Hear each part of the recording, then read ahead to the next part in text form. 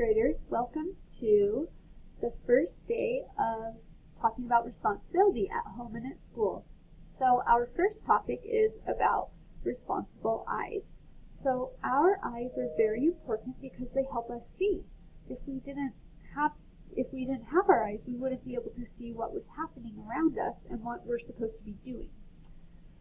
So I'm going to teach you a little song that I generally teach the kids at school, and then you're also going to watch a video called Tuesday. The reason why I'm having you watch this video, it's actually a video of a book, is that this book has no words, very little. So it'll tell you like times of the night, but it won't tell you what's happening. It'll show you, so you have to be careful and make sure you're paying attention with your eyes. So after that, you'll do another activity that will hopefully be fun for you.